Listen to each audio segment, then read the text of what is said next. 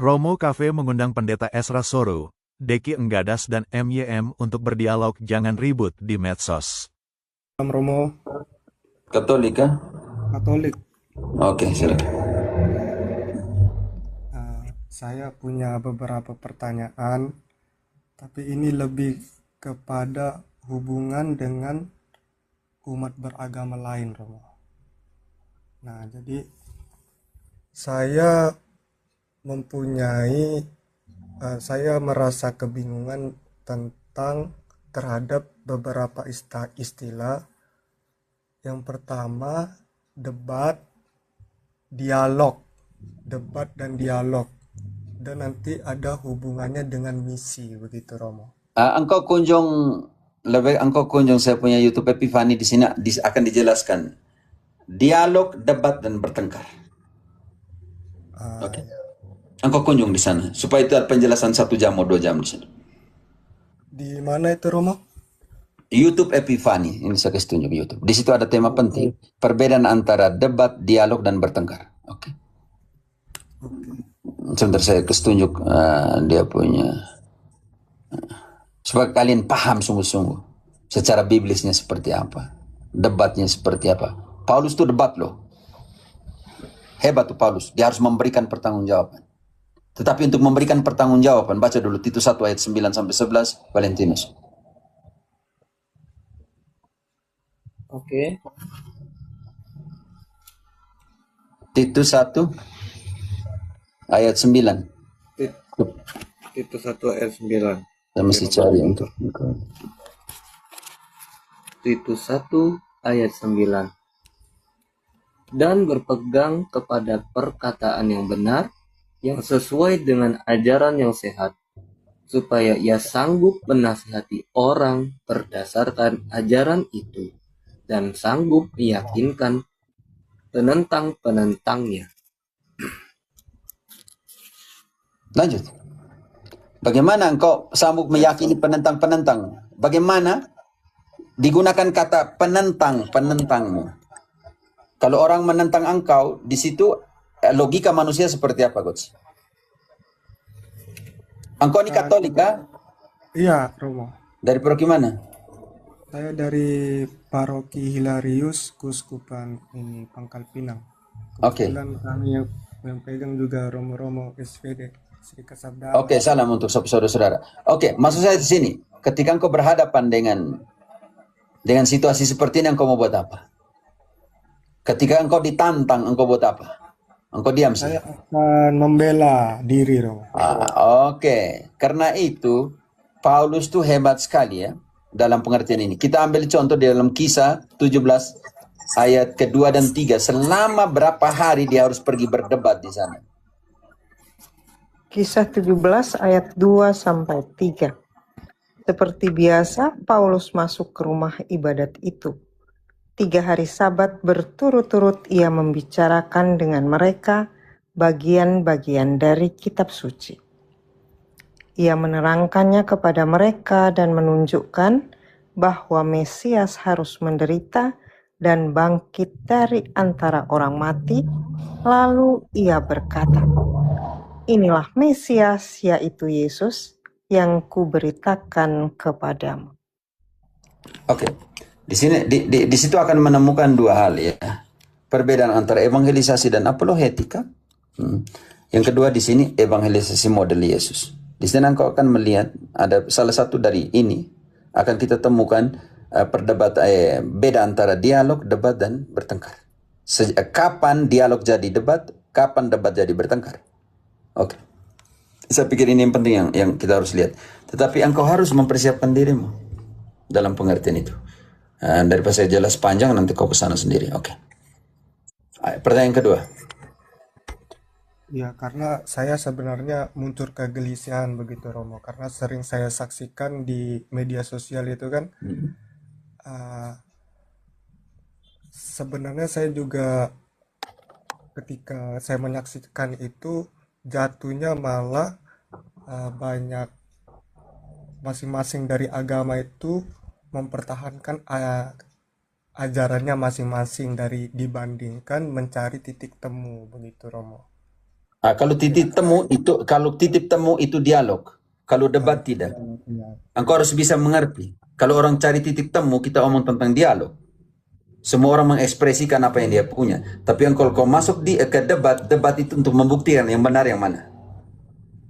Atau penonton akan melihat, oh ini dia punya yang lebih benar seperti apa. Jadi engkau harus hati-hati di situ menggunakan dua terminologi yang berbeda.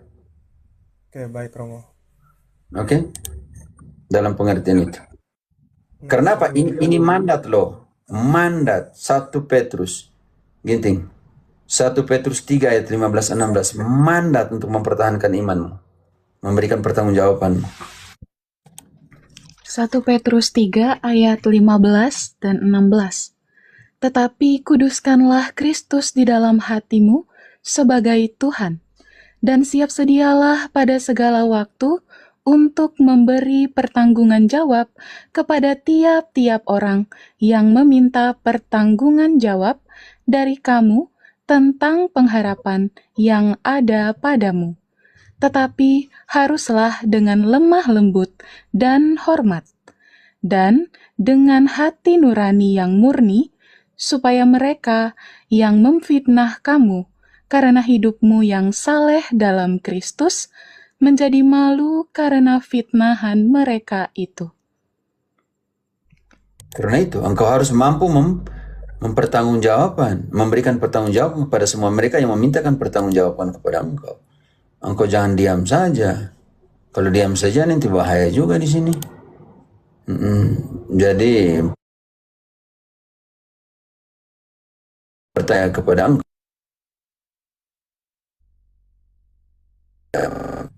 Saya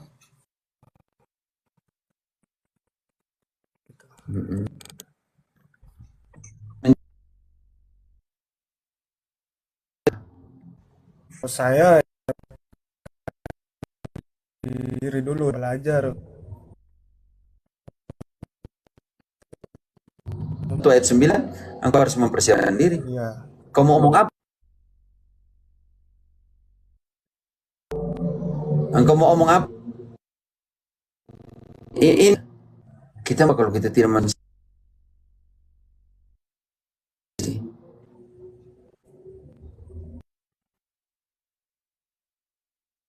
dulu kalau tidak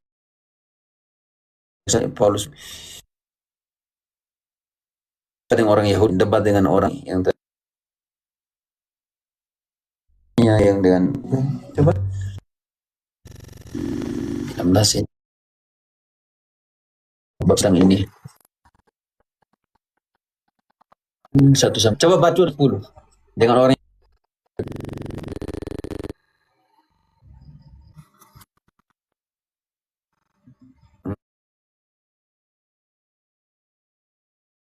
tolong kalian sudah membaca supaya 8 sampai 10 19, 8, 19,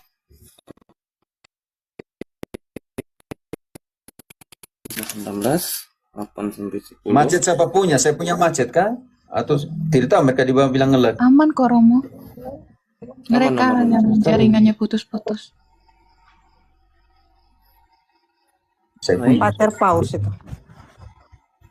Barusan ini kalian. bulan. Oke, langsung Romo ya.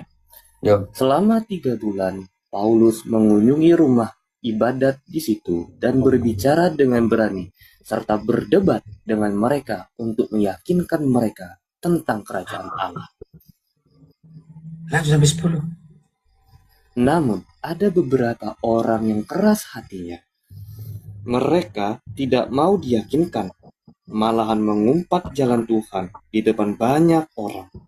Karena itu, Paulus meninggalkan mereka dan memisahkan murid-muridnya dari mereka, dan setiap hari berbicara di ruang kuliah Tiranus.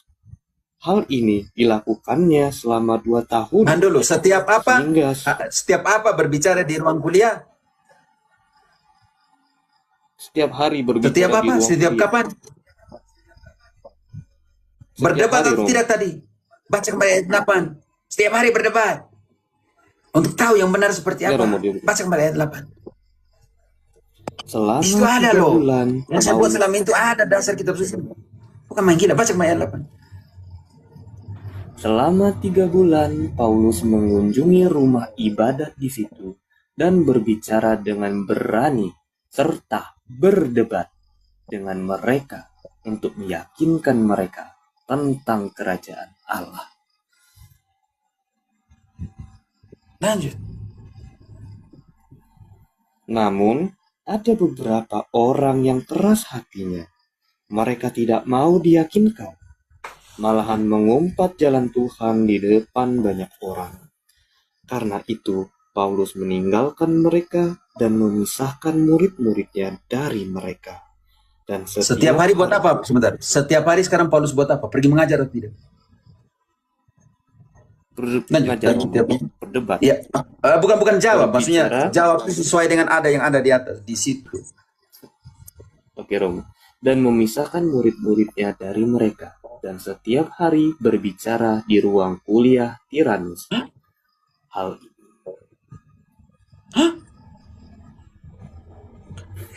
Oke.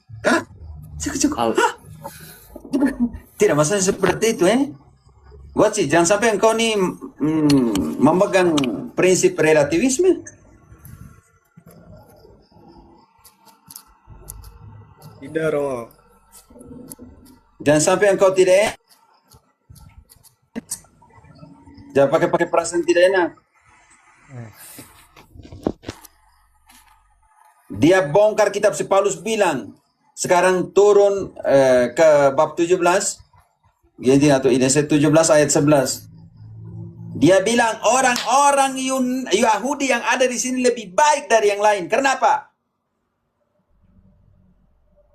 Orang-orang Yahudi di kota itu lebih baik hatinya daripada orang-orang Yahudi di Tesalonika, karena mereka menerima firman itu dengan segala kerelaan hati, dan setiap hari mereka menyelidiki kitab suci untuk mengetahui apakah semuanya itu benar demikian.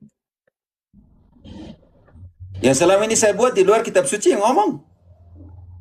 Tidak. Makanya kesini tuh Dekinganda, Separasoro, MYM, datang dengan kitab suci. Atau mau buat partai bagian kedua dengan Mel Atok, tema kau pilih saja.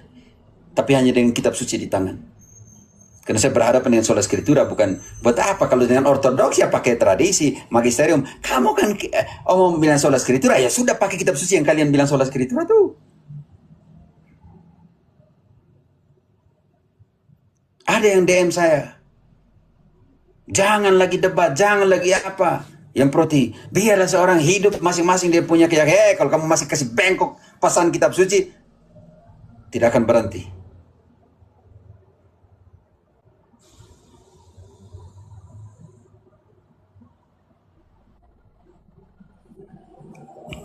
Oh, saya diserang. Orang yang saya tidak kenal, saya bilang, kau naik ke live. Daripada kau tulis panjang lebar, macam buat makalah di sini, skripsi, di sini, tesis, buat apa? Saya tidak baca juga.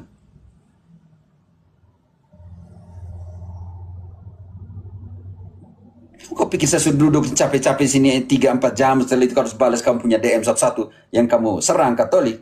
Nah, itu namanya tidak jantan-jantan. Kamu datang ke sini omong selesai itu. Perkara selesai dengan kitab suci di tangan.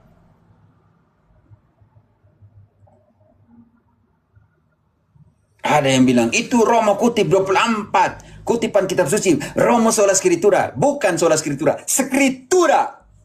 Karena itu Katolik pemilik perjanjian lama. Kalau dia mau pakai urusan dia. Bukan urusan kalian.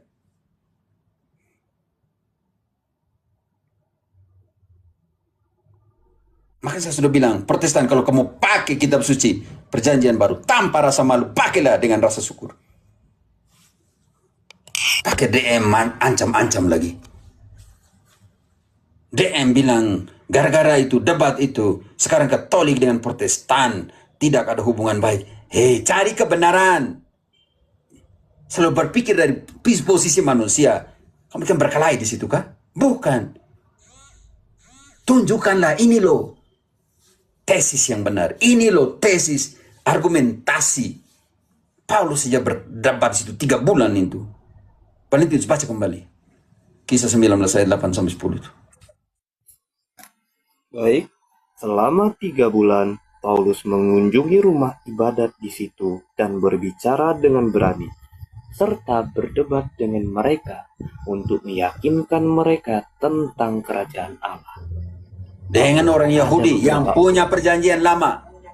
Dapat dengan orang Yahudi 3 bulan. Karena mereka punya kitab suci. Sama seperti Protestan, ada kitab suci di tangan, tapi bengkok semua. Suka-suka demi persepuluhan, demi janji iman. Awasilah dirimu dan apa yang kau ajarkan.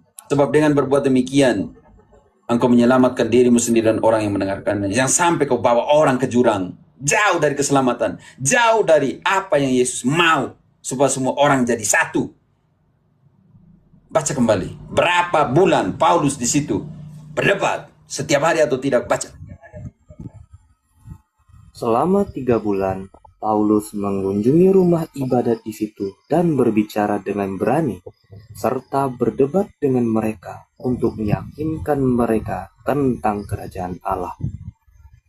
Namun, ada beberapa orang yang keras hatinya. Mereka tidak mau diyakinkan. Berapa orang yang bilang ahli kitab suci orang Yahudi keras hatinya. Seperti yang dokter-dokter yang mereka punya pangkat, mereka semua taruh di mereka YouTube semua itu sama. Keras hatinya. Lanjut. Malahan mengumpat jalan Tuhan di depan banyak orang. Karena itu, Paulus meninggalkan mereka dan memisahkan murid-muridnya dari mereka. Dan setiap hari berbicara. Tahan dulu. Paulus tinggalkan mereka Katolik. Buat apa lihat rum-rum seperti ini? Paulus memisahkan mereka. Paulus memisahkan orang yang ikut Paulus yang benar ini. Dan setiap hari berbicara di ruang kuliah Tiranus. lebih saya omong untuk orang Katolik dan orang Protestan yang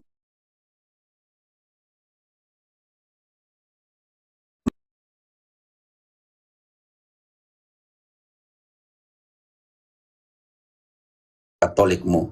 Begitu banyak martir mengorbankan itu dengan darah mereka demi iman yang satu. Dan kau ada YouTube, engkau ada Facebook, dan kau malu omong tentang imanmu? Engkau malu jadi Katolik di media massa? Besok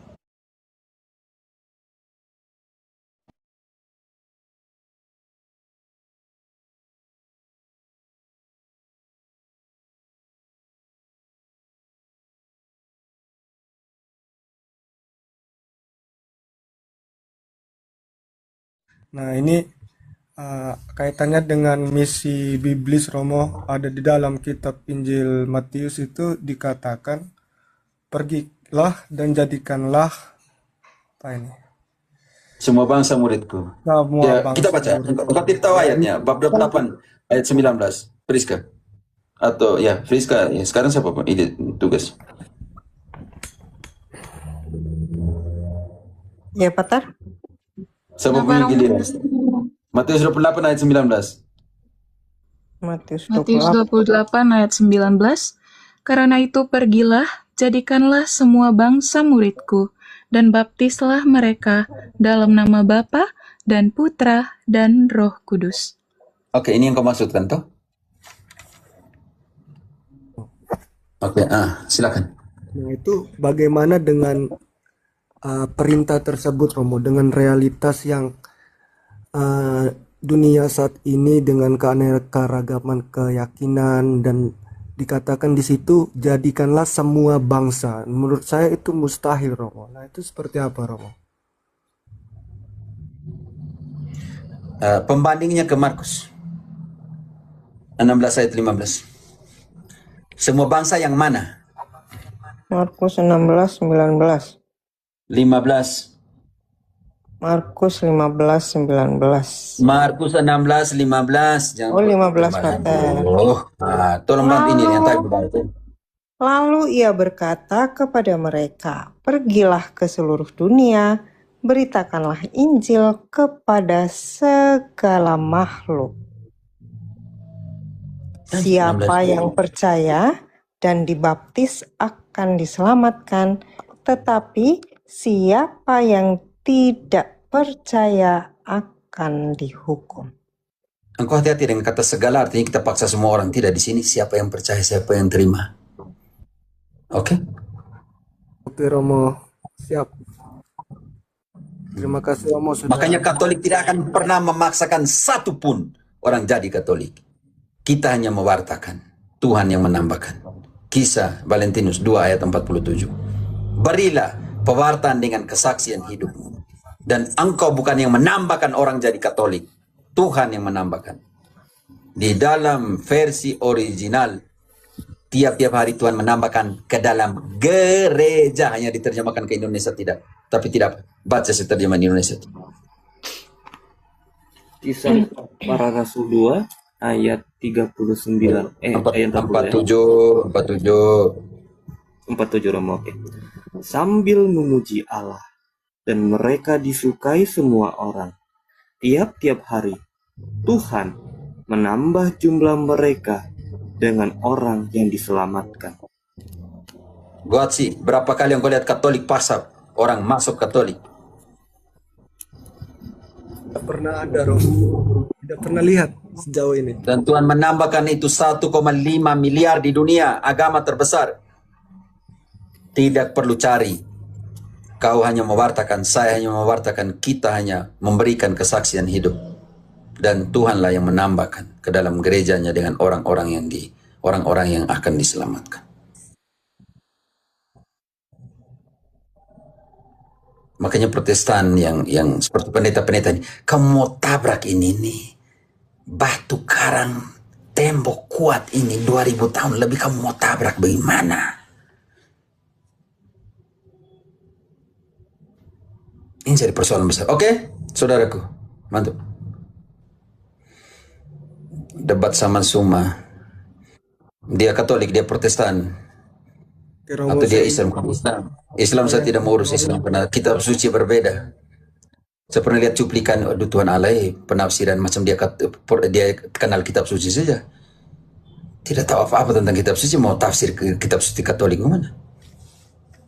Yang mana semua, engkau debat dengan yang lain, saya tidak. Bukan karena takut, tapi kamu Islam kitab suci berbeda, mau buat apa sih dengan saya di sini? Walaupun saya belajar Islamologi. Dulu Pater Lipus Tule, Bapak, dokter Islamologi, larang saya jangan pergi ke luar negeri. Karena dia mau siapkan saya untuk ambil Islamologi, hanya saya tidak mau. Kamu pikir saya tidak belajar Islam kah? Oke. Begitu oke.